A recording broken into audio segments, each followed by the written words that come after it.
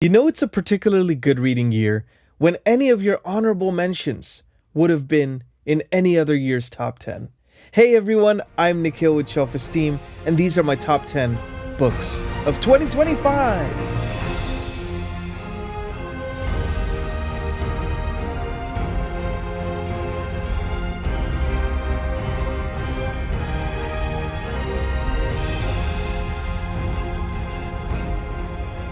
Hey everyone, welcome back to the channel. I'm Nikhil with Shelf-Esteem. I'm a composer for book adaptations, now also a booktuber. You can find my music in The Wheel of Time, His Dark Materials, other book adaptations. And I'm here to talk to you a little bit about my top 10 books for 2025. As I mentioned in the cold open, it was a particularly good year, in no small part due to recommendations from you all. So I really want to thank you first and foremost for recommending some great books to me, and we got a chance to read some together. It's been really fun, and I'm really looking forward to what 2026 will hold for us all. But before we wrap up the year, we got to talk about the top 10. So just a couple of caveats before we start. They are not the unequivocal top 10. There may be other books that might belong higher on other people's lists. There might be other books that are more prestige books, but these are my personal enjoyment top 10. The other rule I had for myself is that I was going to only have one book per author, one book per series, because I read a couple series where I read quite a few books, and those books were all so great that many of them could have probably belonged on this top 10. And it's hard enough to decide which ones to choose. So if you like this kind of video, free ways you can help support the channel: like, subscribe, watch it till the end, share it with a friend, check out the links below, as well as the links to the books, in case you're interested in checking them out as well. Let's go to some honorable mentions. Any of these books in any other year could have belonged in this top 10. I really want to rank them higher, but there were just 10 other ones that, for me, hit just a bit more over the top. So let's jump on into the honorable mentions. First, with Children of Gods and Fighting Men by Shauna Lawless.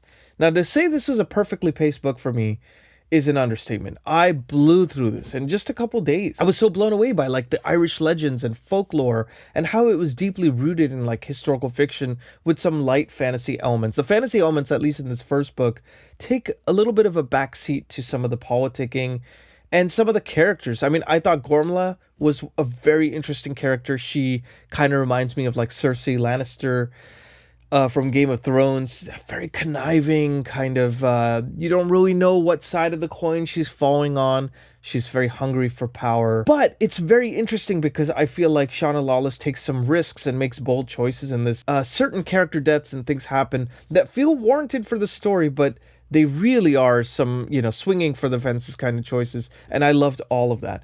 Again, this would have been on any top 10 list any other year. There were just some that eked it out, but this would definitely be an honorable mention, and I would highly recommend. I'm going to be blowing through Gale Song next year, so that is my first honorable mention. Second honorable mention is a book that I read as a recommendation from my father-in-law. This is called Devil in the White City. We did this as a kind of a channel read-along by Eric Larson. It's kind of a novelization of historical events rather than historical fiction, which is more like fictional characters around something that actually happened, right? So this is actually about the making of the Chicago World's Fair, the first one, and about how at that same time that this beautiful, ambitious, almost overly ambitious project was being planned out meticulously, you see some of the conniving, backstabbing aspects of the politicking of that, juxtaposition against America's first serial killer, H.H. Holmes, who had a compound that he had built right by the kind of the building site where he would lure his victims in, and in this kind of elaborate scheme that he would have.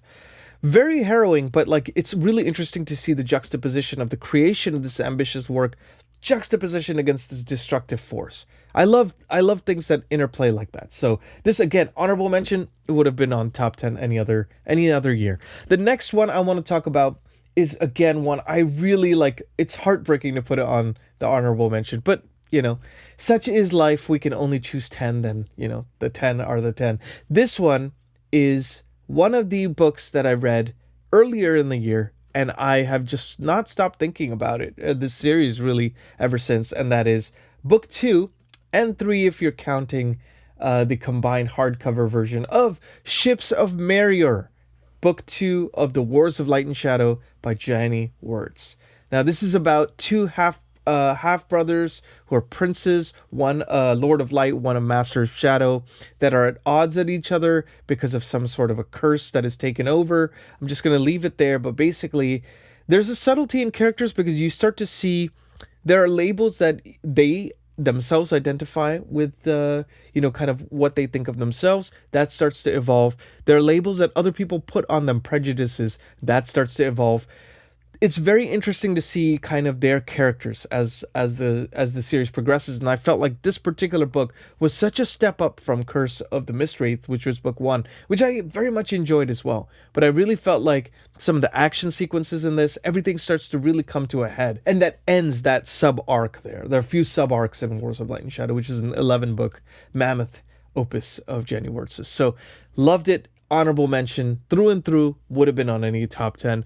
And the other one, I'm just heartbroken to put this as an honorable mention as well, because this is one of my favorite new series, and it is by a great author, and also you would know him as booktuber Dr. Fantasy himself, Philip Chase. This is the sequel to the Edan trilogy. This is called While Darkness Gathers. This takes place a few years after the events of Return to Edan, which was the third book in that series. You know, whenever there is a sequel, oftentimes you start wishing certain characters had made it through so you could read about them again. You know, you miss them, right? It's hard to kind of fall in love with new characters. Philip Chase somehow makes you fall in love with the next generation of characters that kind of come through to the fold and actually really take center stage. Some of the other characters that you really loved are there, but more in a supportive role. And it kind of carries on the theme of like redemption and forgiveness and compassion that Philip Chase really sets up so well in the Edan trilogy. Again, really well paced, much shorter book. The only thing I wish about that book is just my personal reading taste is I love the slow burn. I love books that really take time to develop over hundreds and hundreds of pages. That being said, I think what Philip Chase did in this like few 100-page novel was really fantastic. And I loved it. Again, would have belonged on any top 10. So those were my 4 honorable mentions. Finally, we're going to go to the top 10. Starting at number 10. And this gives you an idea of how ambitiously difficult it was to put this list together. Number 10 is book 1 of the Live Ship Traders series by Robin Hobb. This is called Ship of Magic.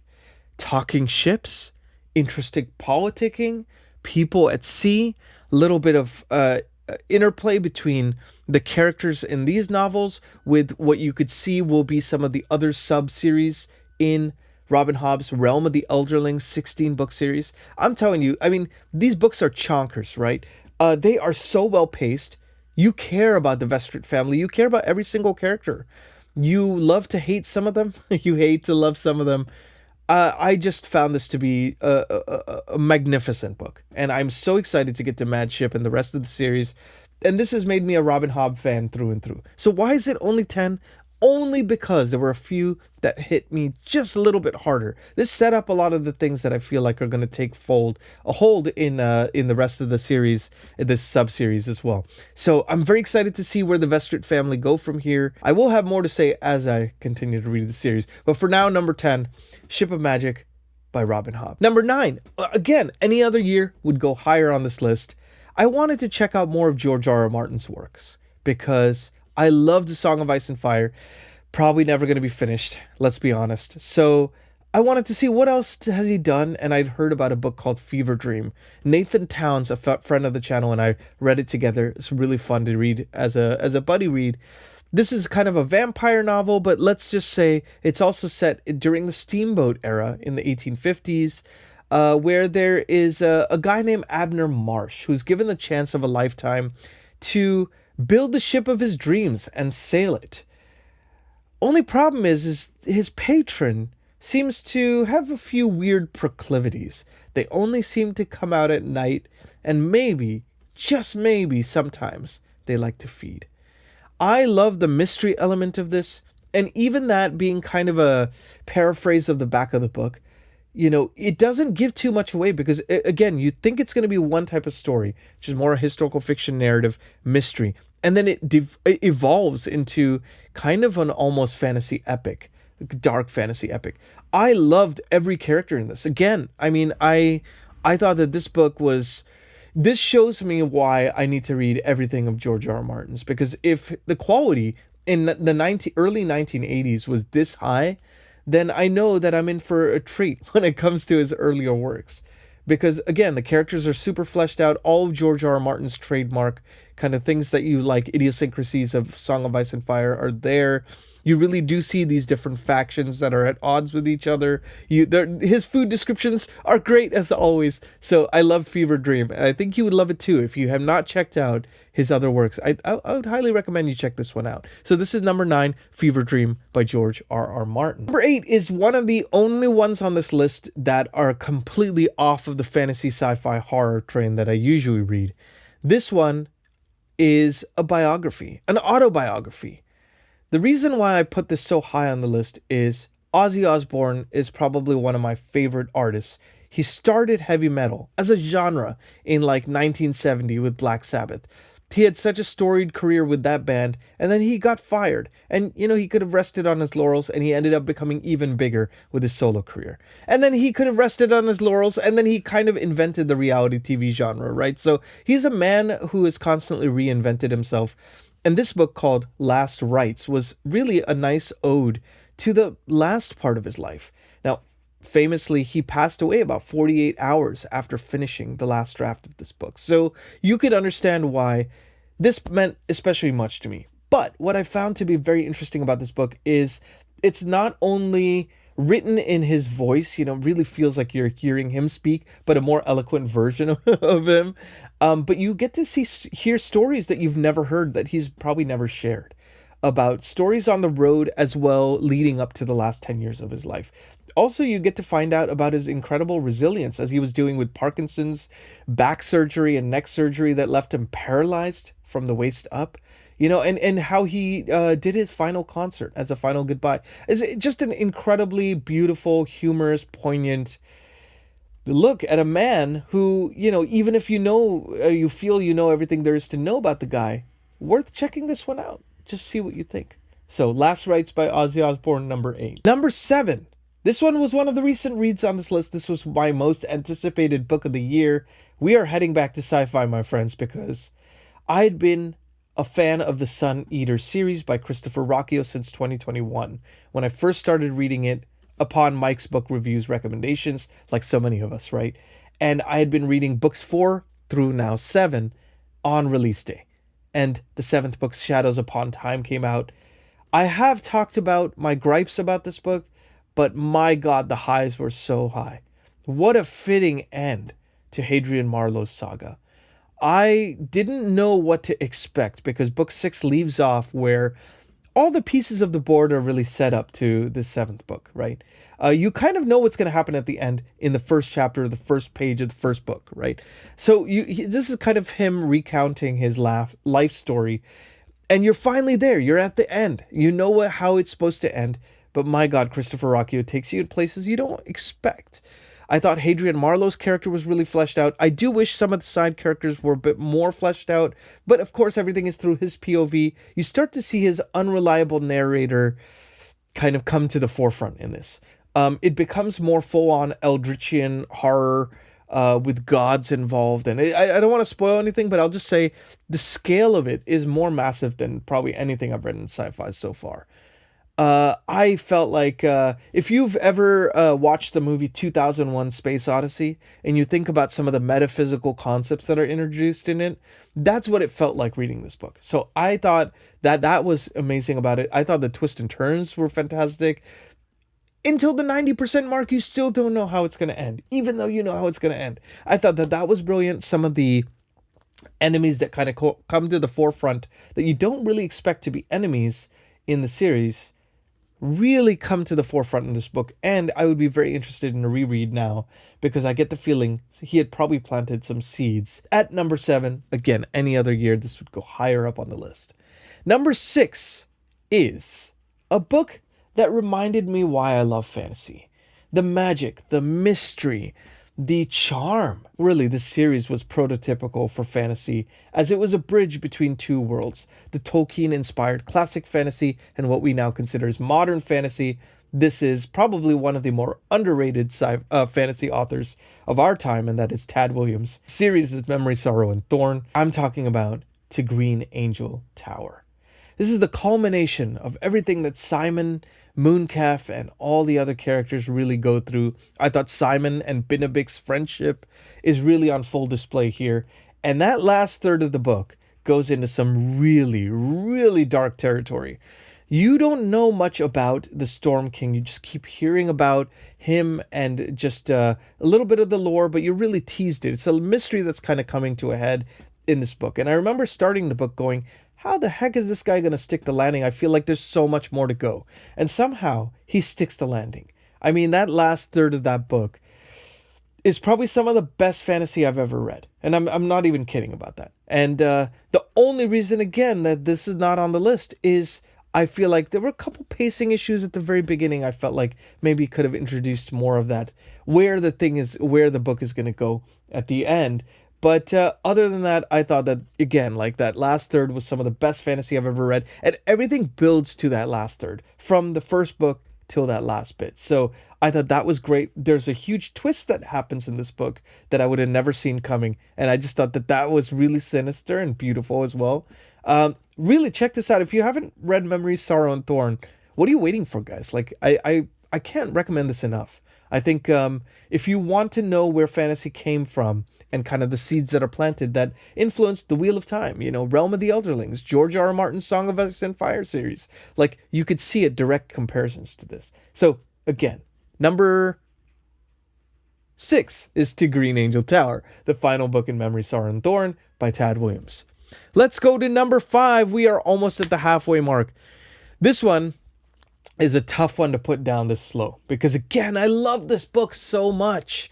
And it's one that I still think about a lot. And it's made me go, I'm only on book 2 of a series, but this is the one that's making me want to read the rest of the 10 books in this series, plus all the side quests, the prequel novels, the novellas, the sequel trilogy. I want to read all of it. I'm talking about the series Malazan Book of the Fallen, and I'm talking specifically about book 2, Deadhouse Gates. Now, the first book, Gardens of the Moon, was a little disjointed. We started it as an official channel read-along. And, didn't know how to feel about that first book, but I really did enjoy the characters. It was like no other fantasy I've ever read. It's military fantasy, but it spans many different continents, different species of beings, hundreds of thousands of years of history, and you're kind of dropped in Steven Erikson's world, and kind of forced to fend for yourself, figure it out as you go. But there are enough breadcrumbs in the first book that made me want to read the second book.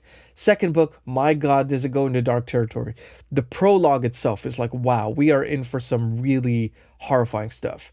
The thing that struck me about this book is you're seeing things from different POVs and sometimes the same events. So you see things from the leader of a war band as they're storming a particular kind of siege.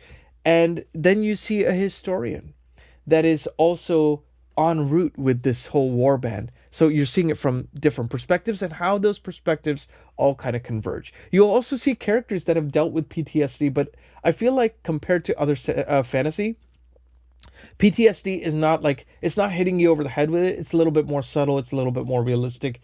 Like, what would someone actually go through? How do they find compassion even amidst the darkness? I mean, I thought that was absolutely brilliant what Steven Erikson has done here. And again, at chapter 16, I think is the one. Oh my God, like some of the most epic of epic fantasy I've ever read, and some of the darkest stuff I've ever read. But really great book. Have to put it in number 5, and it breaks my heart to do so. But number 5 is Deadhouse Gates by Steven Erikson. Number 4. This number 5 and 4 would have been neck on neck. I think number 4 edged it out just a bit because of how perfect of a book it is. A perfect book of one of my favorite series, in my opinion. And this is the Matthew Corbett series by Robert McCammon. Specifically, I had to choose one book, and there's so many great books in this series. I chose number 6, Freedom of the Mask. I feel like this is a culmination of so many things that are happening to this character, Matthew Corbett, who in the year 1699 starts off as a magistrate's clerk and shortly becomes one of the world's first problem solver, kind of a prototypical private investigator, I guess you could say. So, paid to solve crimes or mysteries. Every book has a little bit of the mystery of the week feeling to it, but there's an overarching plot, and there's a big bad that is kind of pervasive through the series and becomes, more to the forefront. And Matthew Corbett and this big bad butt heads in really dark ways, I would say, in this particular novel. Some of the other characters around him are just like totally brutalized in this. No one is safe, let's put it that way. He has a strong moral core at the beginning of the series that starts to come into question as the series progresses. And it really comes to a head in this one, as he's forced to reckon with if his moral code is a saving grace or a hindrance sometimes when times get tough. So I thought this was like the perfectly paced Matthew Corbett novel. I was very happy to see that because book 1 blew me away, and up until recently was my favorite. Then book 4 blew me away. Book 3 and 4 actually really blew me away. Book 5 was a little bit of a downturn, and then book 6 has knocked it out of the park. So it's very nice when later on in the series it continues to go into fresh territory, doesn't get old or stale. It's a 10-book series, so still have a ways to go. But my God, I hope Matthew Corbett lives to tell another tale. And I'm excited to see where the series goes from here. So, number 4, just edging out Deadhouse Gates, and that is Freedom of the Mask, book 6 of the Matthew Corbett series. Now we're into the top 3. And again, you will see the third one, and it will probably be most people's number 1. And that gives you an idea of where things are at. Now, this is a very famous book by a very famous author. In fact, it's so famous, it's one of the best-selling books of the 20th century. Absolutely insane. Like it's second to the Bible or something, And this is Ken Follett's Pillars of the Earth, book 1 of his Kingsbridge series. Now, I've been reading this with David from Four Corners of the Page. Lovely guy, lovely channel. And it's about a guy who builds a cathedral in the year 1135 or so. Now that description would be pretty boring, I think, if you were reading a 1,000-page novel about just that. But what I loved about this novel is the pacing. First of all, Ken Follett, it comes from a thriller writing background, so he knows how to perfectly plot and pace his books, even across like 1,000-page tomes. Very hard to do. Secondly, the characters have a few sub-arcs of their lives. You kind of have the first couple hundred pages are around a set of characters. The world starts to widen out in the next kind of maybe third of the book, and then everything kind of converges and comes to a head in that last third. So it's plotted really well like a thriller novel would be. Also, you have an interplay between the church, the monks who run the church.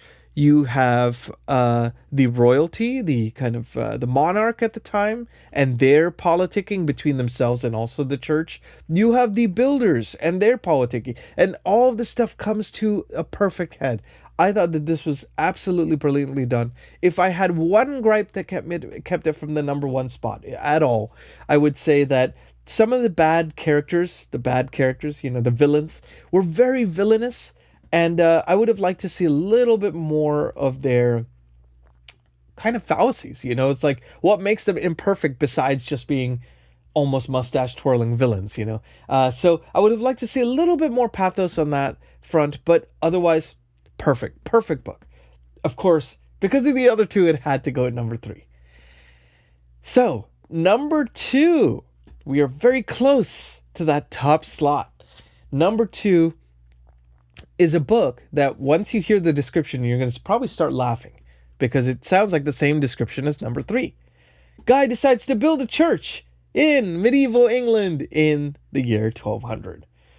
So why is this different? Is it not the same book? Well, my friends, the most underrated book in the history of Booktube, I would be venture to guess. This was a recommendation earlier in the year from Jenny Wirtz.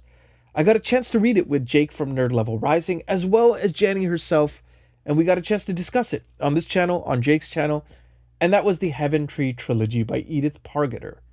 Now, I had to choose one book, and the hardest thing is choosing one book because the first book is the perfect setup, the second one really takes the thriller aspect up a notch, and the third one is really a redemptive arc for all the characters, going in ways I wouldn't expect. So if I had to choose one, it's the culmination of the story, and that is book 3, The Scarlet Seed. Now, why does this edge out Pillars of the Earth? This is the reason why I say this is so underrated. Perfectly paced like Ken Follett's. However, you get an insight into every character that Ken Follett doesn't necessarily touch. I don't like to make this a comparison, but since this is a top 10 list, I want to give you an idea of why this book is so revered in my heart and why it should be revered by BookTube at large. Edith Pargeter tackles slightly different themes for the characters. It's not just about the juxtaposition of a creative force versus a destructive force. It's also about how it was about them all at the end of the day. It's about the good people. It's about the people who are doing bad. They're people who are doing bad maybe for what they feel like are justified reasons, and you really get an insight into their psyche. You also start to see those villainous characters' arcs go into places you would never expect. And you start to realize that forgiveness and redemption is a huge part of the theme of this novel. These things start unfolding over time. I thought that the characterization in this is some of the best character work I've ever read in the history of any genre. Seriously, I'm not even kidding. And I read Stephen King and Robert McCammon, so I know, a good character when I see it. I read Robin Hobb. I read Malazan Book of the Fallen. Characters are something that are very important to me. And to say this, I say with no understatement involved. I think this is some of the best character work I've ever read. The poetic prose, if you like Jenny Wirt's kind of prose, absolutely beautiful, but it's juxtaposition against this kind of John Steinbeck type characterization. So if you haven't read Heaven Tree, which I think a lot of you probably haven't, I'm leaving the link in the description. Please, please, please, I beg of you to check it out. It would mean the world to me, only because it's not like I'm sponsored by it. I am evangelical about how great this series is. And that third book is a culmination. So at number 2, it is Scarlet Seed, book 3 of Edith Pargeter's beautiful, beautiful trilogy, the Heaven Tree trilogy. Number 1, here we are. My friends, are you ready? Are you ready for the number 1 slot? Before I mention the number 1, I just want to do another quick reminder, if you haven't already, ways you can help me out. Like the video, subscribe, hit the notification bell, watch it till the end, share it with a friend. Would really mean a lot to me. And let's jump on into that number 1 slot. Read a lot of great books this year, but drum roll, please. This one is 1984 by George Orwell. Now, this book was released in 1949. It was a cautionary tale that has become imbued in pop culture. I had heard about it for decades, and I wanted to know, what is the fuss about? Big Brother is always watching. That's always kind of the thing that people use for government surveillance and overreach, right? 1984 is the comparison people make all the time. And it's become prescient for our time. So I really wanted to see, is it as good as people say, or is it just more a product of its time?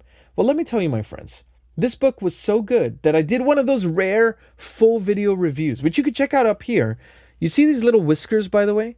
The whiskers are due to Pepper coming into the camera, because I think Pepper really wants to be involved in this telling of why 1984 is so great.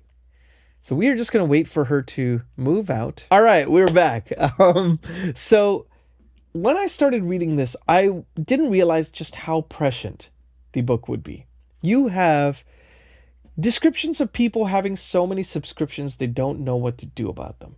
You have news outlets telling you which side to like and which side to hate at any given war or conflict. I mean, absolute total surveillance, total control. The bleakness of this, but this is probably the most bleak book I've ever read. And it's not only for what physically happens to the main character, Winston, but also what the implications of some of that stuff is. The fact that this was written decades ago and is still prescient for the time showed just how brilliant and forward-looking George Orwell was with this book. The book is only a couple hundred pages long, but he packs such a punch in it. It's divided into 3 arcs. You really feel like the character takes a journey throughout it. And it's like the idea of, what if a society had been completely tamped down on all aspects of things, like no art, no imagination, no free thinking, the thought police will get you. They're able to figure out your thoughts before you even speak them. So the control is total. But what if there was someone who didn't necessarily conform, and they kind of one day woke up? And that's where the story really begins. So I have to say, if you've heard of 1984, even if you read it as a kid, I would highly recommend you check it out now, because the themes go really deep in this. And there's a reason why this has stood the test of time. And if we know anything about human nature, it'll probably stand the test of time for many decades thereafter. What did you think of this list, my friends? Did you have a different order for this top 10? Would you put some books higher or lower? Do you have a top 10? I would love to know after you finish this video. If you could put your top 10 down of books you read in 2025, I would love to hear it, because I'm always looking for recommendations from you. I always love to give you recommendations in turn. It's a dialogue, right? So the comments, the Discord channel, also linked below. Always ways of getting to chat with each other about the books that we should all put on our TBRs, our never-ending TBRs. So I hope you're as excited about 2026 as I am. These were my top 10. Thank you so much for watching. I'm Nikhil with Shelf-Esteem. Be good to yourselves. Be good to each other. Hope you're having a wonderful holiday season, and I will see you on the next video. Take care.